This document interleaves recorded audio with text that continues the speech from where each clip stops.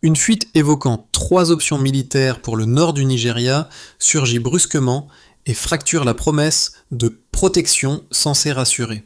Elle contraste avec une réalité où chaque intervention passée a laissé derrière elle des marchés brûlés, des familles déplacées et une souveraineté toujours plus fragile. Dans ce vertige, une question revient, portée jusque dans le Sahel par les prises de position d'Ibrahim Traoré. Que signifie réellement être protégé lorsque d'autres décident à votre place? Et si cette décision silencieuse redessinait déjà le destin d'un continent entier? Ce récit ne se limite pas à dévoiler 3 plans d'intervention. Il promet de clarifier les risques réels qui pèsent sur un pays placé au bord d'une fracture stratégique. Comprendre ces risques devient un avantage décisif, un bénéfice concret pour tous ceux qui cherchent à anticiper les effets politiques, sécuritaires et économiques d'une décision prise loin d'Abuja. Mais cette promesse, en apparence simple, porte un coût élevé. Chaque option américaine transporte son propre ensemble d'incertitudes, depuis les répercussions sur les civils jusqu'aux réactions régionales toujours difficiles à prévoir. Cette tension place le Nigeria au centre d'un dilemme profond, où l'enjeu n'est pas seulement la conduite d'une opération militaire, mais la capacité d'un État à conserver la maîtrise de son avenir face à des acteurs extérieurs aux priorités parfois divergentes. Et, derrière cette situation, une interrogation subtile s'insinue. Si les précédentes interventions ont souvent prolongé l'instabilité qu'elles cherchaient à résoudre, qu'attendre vraiment d'une nouvelle promesse de protection? Le premier indice décisif apparaît dans une donnée que beaucoup avaient négligée. Plus de 1000 civils ont été tués en Afrique au cours de frappes dites de précision, révélant un écart persistant entre l'intention protectrice et les résultats mesurés. À partir de cette fissure numérique, une autre réalité se dévoile. Chaque intervention présentée comme maîtrisée transporte un risque structurel que les discours officiels peinent à contenir.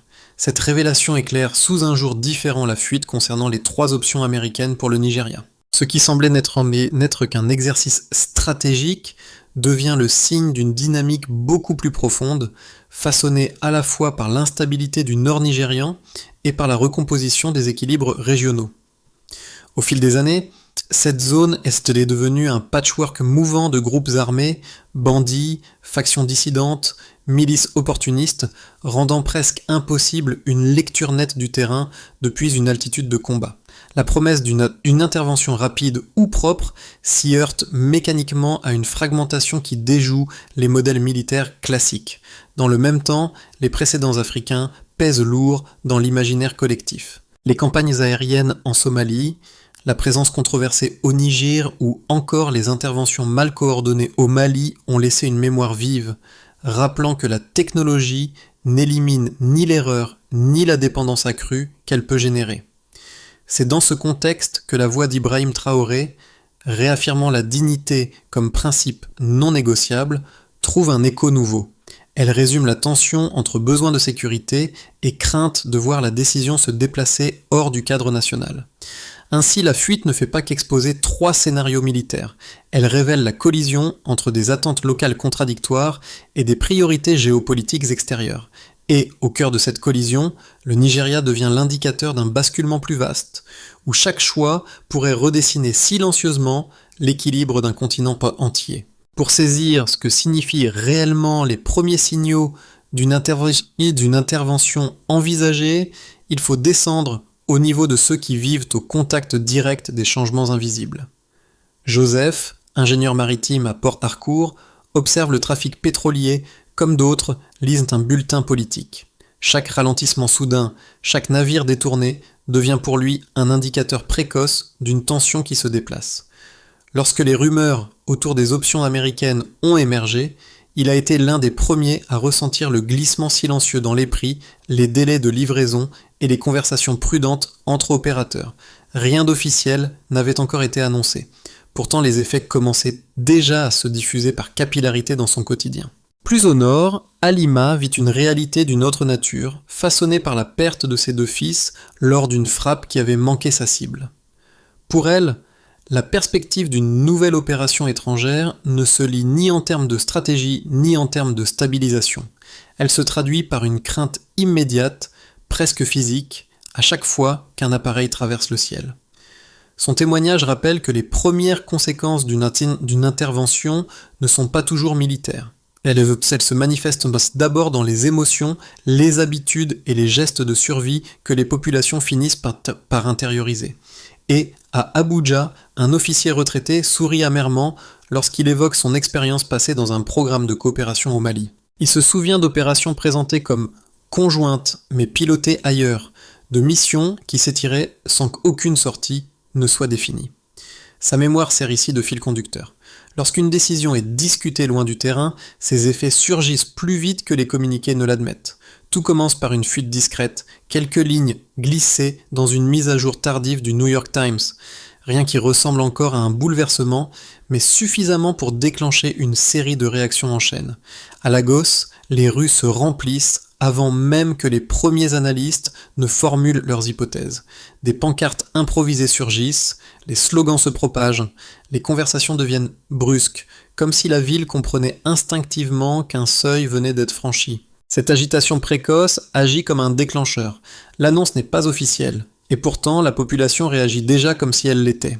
Pendant ce temps, à Washington, les discussions se durcissent derrière des portes closes. Des généraux projettent des cartes thermiques où le nord du Nigeria s'allume d'un rouge continu. L'expression « protéger les civils » circule, mais elle sonne étrangement creuse pour ceux qui se souviennent du bilan des frappes de précision ailleurs sur le continent. Cette tension institutionnelle constitue le deuxième mouvement, un crescendo où aucune position ne s'impose, mais où chacune introduit une pression supplémentaire sur le terrain, puis surgit l'élément qui bascule tout. Le titre tombe un dimanche, froid et clinique. Les États-Unis envisagent des options militaires pour le nord du Nigeria. 3 lignes, 3 options, légères, moyennes, lourdes, et une nation entière glisse dans un vertige politique. À Lagos, une vidéo virale montre un navire au large du golfe de Guinée. Les stations de radio lisent des extraits du mémo. Les lignes téléphoniques saturent. Une moitié de la population implore l'aide, tandis que l'autre rejette toute forme de tutelle étrangère. Le clivage devient instantané, presque mécanique. C'est alors qu'un mouvement plus discret, mais tout aussi déterminant, s'opère dans le Sahel. Le discours d'Ibrahim Traoré circule à nouveau, partagé comme un rappel que la souveraineté n'est pas un concept abstrait, mais un combat quotidien.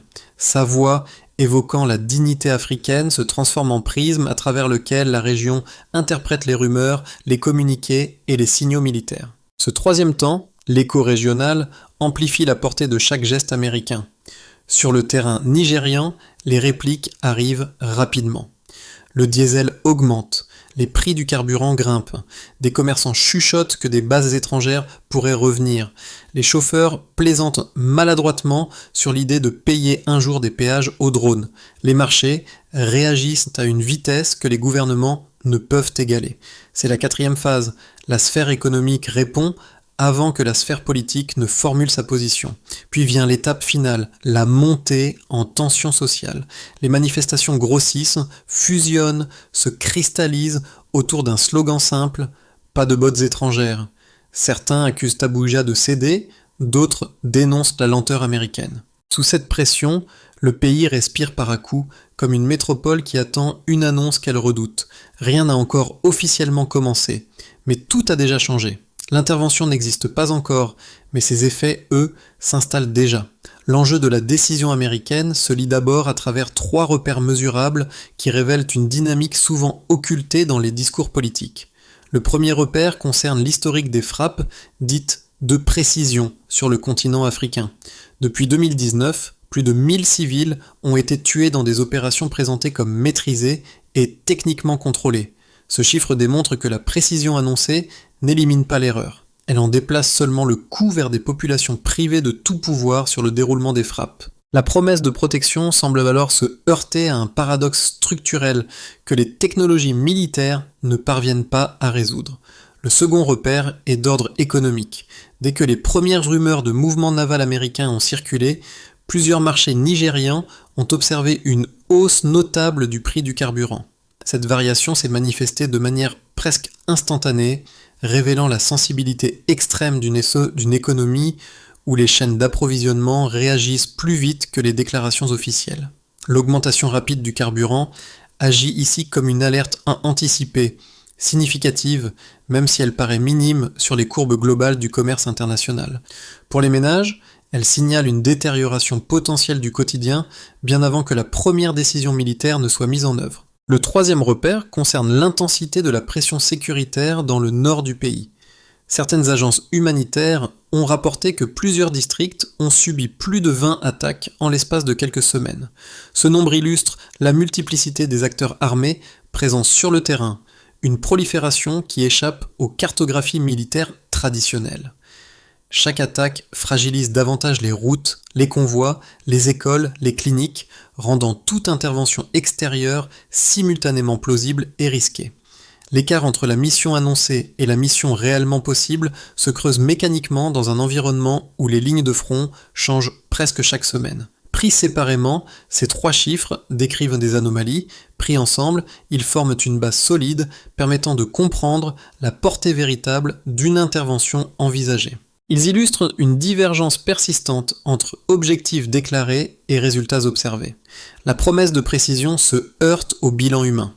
La promesse de stabilité rencontre l'instabilité économique immédiate. La promesse d'efficacité opérationnelle affronte la prolifération de groupes armés qui complexifient chaque action. Dans ce faisceau de données, le Nigeria n'apparaît plus comme un simple théâtre d'opération, mais comme un système vulnérable où chaque décision extérieure peut créer un décalage mesurable avant même d'être appliquée.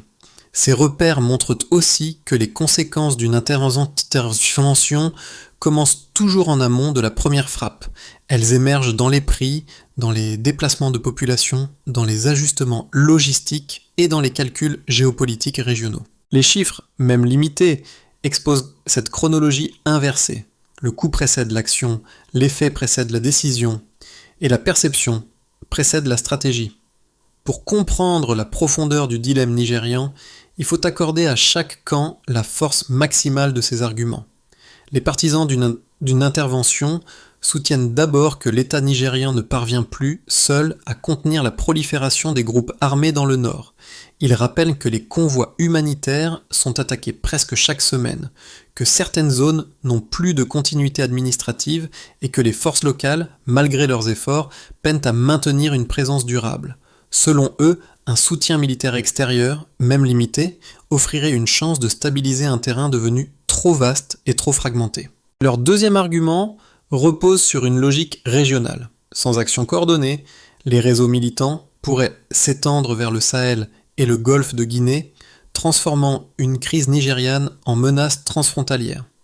Dans cette lecture, l'intervention américaine est perçue comme un levier qui empêcherait une dégradation encore plus large. Face à cette position, les opposants disposent d'une critique tout aussi cohérente. Ils rappellent que les frappes de précision en Somalie ont causé plus de 1000 morts civiles, preuve que la technologie ne neutralise ni l'erreur ni la confusion sur le terrain.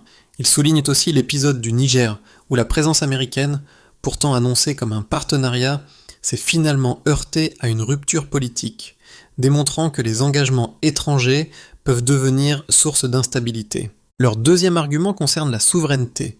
Les trois options américaines, même les plus légères, prévoient un commandement opérationnel piloté depuis l'extérieur.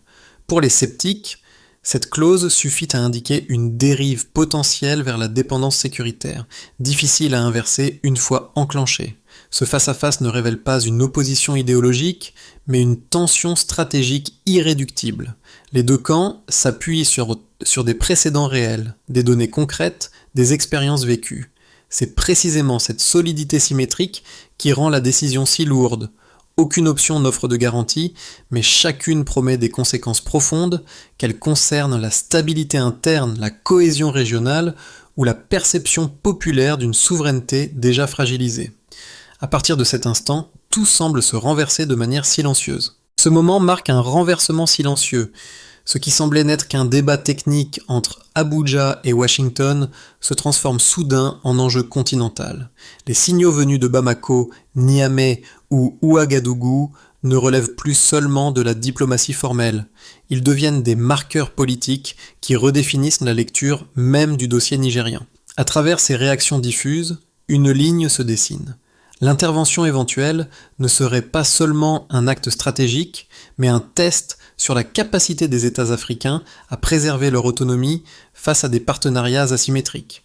Dans ce contexte élargi, les propos d'Ibrahim Traoré prennent une dimension nouvelle.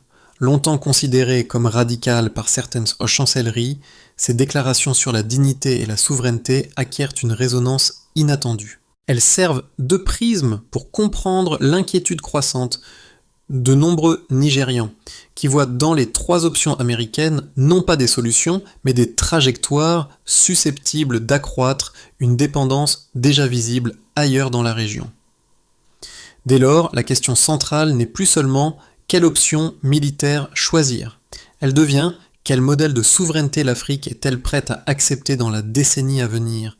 Les effets d'une intervention envisagée ne se déploient jamais selon l'ordre prévu dans les documents officiels. Ils s'organisent par cercles successifs, touchant l'État, l'économie, les citoyens, puis l'équilibre régional. C'est cette superposition qui donne à la crise nigériane sa profondeur particulière. Pour l'État, la fuite impose un dilemme immédiat. Abuja doit affirmer publiquement que le Nigeria ne renoncera pas à sa souveraineté tout en sachant que l'insécurité persistante dans le nord fragilise son autorité interne. Cette tension produit une trajectoire contradictoire. Refuser l'aide extérieure, c'est risquer l'effondrement local dans certaines zones. L'accepter trop visiblement, c'est laisser planer l'idée d'un pouvoir dépendant, incapable de maîtriser seul son territoire. La crise devient ainsi une épreuve de légitimité, où chaque déclaration officielle paraît moins importante que la perception populaire qui l'accompagne. Pour l'économie, les répercussions précèdent largement les décisions formelles. La simple rumeur du déplacement d'un groupe naval américain a déjà suffi à perturber les chaînes logistiques reliant Lagos au nord-est. Les prix du carburant ont augmenté, les opérateurs pétroliers anticipent une période d'instabilité contractuelle et les marchés informels, moteurs quotidiens de millions de foyers, réagissent par des hausses rapides qui nourrissent anxiété et spéculation. Ici, l'effet dominant n'est pas militaire, il est structurel. La perspective d'une intervention agit comme un choc invisible qui réorganise les flux, les marges et les priorités économiques avant même qu'un seul drone n'apparaisse. Pour les citoyens, les conséquences s'expriment dans la vie la plus ordinaire. Les souvenirs de frappes imprécises, de villages incendiés et de convois perdus hantent encore les familles du Nord. Les protestations à Lagos et à Abuja montrent que la notion de protection n'a de sens que si elle est ressentie comme légitime et non imposée depuis un cadre extérieur. Des femmes comme Halima, qui vivent avec les traces d'opérations passées, rappellent que toute intervention porte un coup psychologique immédiat, souvent invisible dans les bilans officiels. Leur expérience redéfinit le rapport entre sécurité annoncée et sécurité vécue. À l'échelle régionale, l'intervention américaine potentielle en Nigeria agit comme un révélateur. Les réactions de Bamako, Niamey et Ouagadougou témoignent d'une dynamique souverainiste croissante. Les positions d'Ibrahim Traoré, centrées sur la dignité africaine, trouvent un écho puissant. Elles permettent à de nombreux observateurs de comprendre que la question ne concerne pas seulement le Nigeria, mais l'équilibre politique d'un ensemble qui refuse de redevenir un simple espace d'expérimentation stratégique. Dans cette perspective, toute action américaine serait interprétée comme un précédent, un signal sur la place que l'Afrique s'accorde dans ses propres décisions. Au total, les conséquences ne sont plus hypothétiques, elles sont déjà en cours. L'intervention n'a pas été officiellement lancée, mais son impact se manifeste dans les institutions, dans les marchés, dans les rues et dans les capitales voisines. Le Nigeria, malgré lui, devient le centre d'une recomposition qui dépasse largement ses frontières. À ce stade, l'évolution des mois à venir dépend moins d'un ordre militaire que de la manière dont chaque acteur, Abuja, Washington, les forces locales et les populations, interprétera les signaux déjà visibles. 3 trajectoires cohérentes peuvent être envisagées, chacune reposant sur les dynamiques observées depuis la fuite initiale. On peut imaginer d'abord une situation où l'attentisme domine, une période tendue où rien ne se résout vraiment. Si Abuja refuse toute présence étrangère visible tout en acceptant un soutien technique discret, le pays pourrait s'installer dans une zone grise prolongée. Les forces locales continueraient de contenir la violence par fragments sans parvenir à stabiliser durablement les districts les plus vulnérables. Les prix resteraient volatiles, l'opinion divisée, et les réseaux armés poursuivraient leurs incursions irrégulières. Dans ce scénario, rien n'explose, mais rien ne se résout. L'incertitude devient la norme, alimentée par chaque rumeur d'ajustement stratégique à Washington. Si la pression régionale s'accentue, alors cette inertie pourrait rendre toute future décision américaine encore plus coûteuse politiquement. Une autre possibilité serait celle d'une stabilisation fragile mais perceptible, portée par des améliorations progressives. Si le gouvernement parvient à structurer un partenariat mieux calibré, axé sur la formation, la logistique et le renseignement, sans présence opérationnelle directe, une amélioration progressive pourrait se dessiner. Les attaques diminueraient dans certains districts, les convois humanitaires circuleraient plus régulièrement et l'économie regagnerait en prévisibilité. La population, même sceptique, constaterait des changements tangibles, mais cette stabilisation resterait fragile. Une erreur de ciblage, une frappe mal documentée ou un incident diplomatique suffirait à inverser la dynamique. Si une bavure survient, alors la fenêtre d'accalmie se refermerait presque immédiatement. Il existe enfin un scénario plus sombre, où une spirale d'ingérence mènerait à une rupture intérieure. Si Washington opte pour une intervention plus directe, même limitée et non déclarée, les premières tensions pourraient rapidement dégénérer. Les protestations s'intensifieraient, les alliances politiques se fractureraient et les groupes armés exploiteraient l'opportunité pour étendre leur influence. Les voisins du Sahel réagiraient en transformant l'affaire nigériane en ligne de fracture régionale. Dans ce scénario, l'État perdrait simultanément contrôle narratif et contrôle territorial. Si la méfiance populaire s'installe durablement, alors le partenariat deviendrait indissociable d'une crise politique élargie. À travers ces trois trajectoires, une même recommandation intellectuelle s'impose. Évaluer non pas ce qu'une option peut accomplir, mais ce qu'elle peut déclencher. Car dans un contexte aussi sensible, les effets indirects pèsent souvent plus lourd que les intentions affichées. Ce qui se joue au Nigeria dépasse largement le cadre militaire. La situation résonne différemment selon les publics, chacun portant un fragment de mémoire, d'espoir ou de crainte. Pour la diaspora, suivre ces événements revient souvent à revisiter des histoires familiales faites de départs forcés, de promesses internationales non tenues ou de transitions politiques douloureuses. Les images de drones, de navires et de manifestations ne sont pas de simples actualités. Elles réactivent des questions intimes sur la légitimité des interventions et sur la capacité d'un peuple à décider pour lui-même. La distance géographique n'atténue en rien la charge émotionnelle. Elle la redirige vers un sentiment de responsabilité partagée. Pour les observateurs éloignés du continent, cette affaire bouscule un réflexe répandu. Considérer l'intervention extérieure comme une réponse automatique à la violence.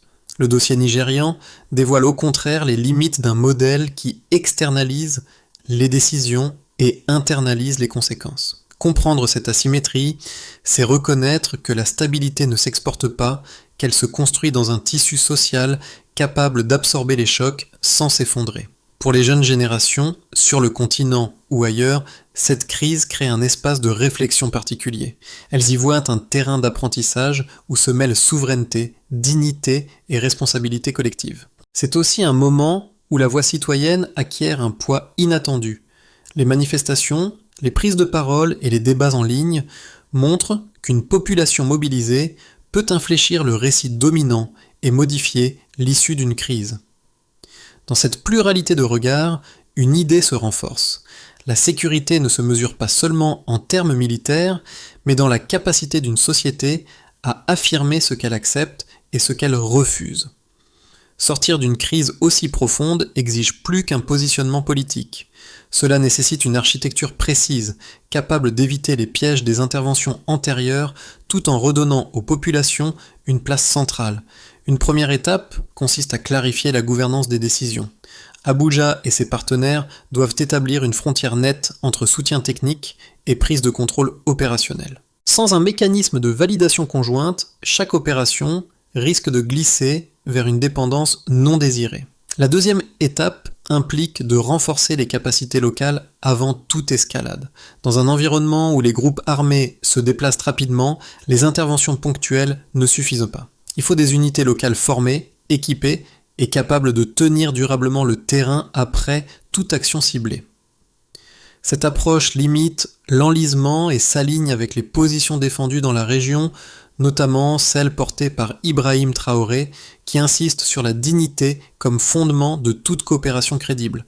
La troisième étape vise à protéger les civils de manière vérifiable et non simplement déclarative.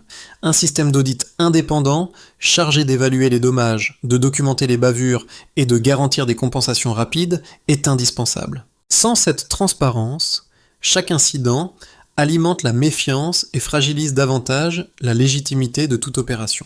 Enfin, une feuille de route sérieuse doit définir un plan de sortie clair, avec des objectifs atteignables, un horizon temporel et des critères de désengagement précis.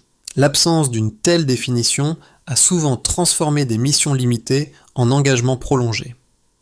En combinant ces étapes, il devient possible de replacer les populations au centre des décisions, plutôt qu'à la périphérie de choix qui déterminent pourtant leur avenir quotidien. Lorsque la nuit retombe sur Abuja et que les rues s'apaisent enfin, les voix de Joseph, d'Halima et de l'officier retraité semblent encore flotter dans l'air, comme trois échos distincts d'une même inquiétude. Chacun porte une part du poids des décisions prises ailleurs. L'un par les signaux économiques qu'il déchiffre malgré lui, l'autre par la mémoire d'une frappe qui a brisé sa famille, le dernier par l'expérience amère d'opérations pilotées depuis l'extérieur. Ensemble, ils rappellent que les crises ne se mesurent jamais uniquement en chiffres ou en stratégie, mais dans les vies ordinaires qui tentent de tenir debout. Dans cette atmosphère suspendue, les mots d'Ibrahim Traoré reviennent avec une intensité nouvelle. Ce qui semblait jadis une déclaration politique devient un fil rouge. L'idée que la paix durable ne peut exister sans la reconnaissance pleine et entière des peuples qui doivent en la vivre. Cette vérité, simple mais exigeante, résonne à la mesure de l'incertitude qui traverse le Nigeria. Et peut-être que l'essentiel se joue ici, dans la volonté de ne pas laisser ces voix se dissoudre derrière les décisions stratégiques, de reconnaître que la souveraineté n'est pas un slogan, mais une condition vivante, fragile, irremplaçable. À l'issue de ce parcours, une évidence s'impose. Ce qui se joue au Nigeria dépasse les frontières, les institutions et les décisions militaires. La crise révèle une tension plus universelle entre la quête de sécurité et l'exigence de souveraineté, entre ce que promettent les puissances et ce que vivent réellement les populations. Dans un monde où les priorités géopolitiques se redessinent sans cesse, la capacité d'un peuple à définir son propre avenir devient un repère essentiel, presque un acte de résistance silencieuse. Mais cette réflexion n'appartient pas seulement au gouvernement ou aux experts, elle interpelle chacun. Les voix à qui cet élève, celles des Pitoubayens, celles des citoyens, des jeunes, de la diaspora, rappellent que l'avenir ne se décide jamais uniquement dans les salles fermées où s'écrivent les rapports militaires. Il se construit aussi dans la manière dont nous comprenons ces crises, dont nous en discutons, dont nous partageons une vigilance collective. Alors une question demeure, ouverte, volontairement large. Quelle forme de stabilité souhaitons-nous encourager ? Celle imposée de loin ou celle construite par les peuples eux-mêmes ?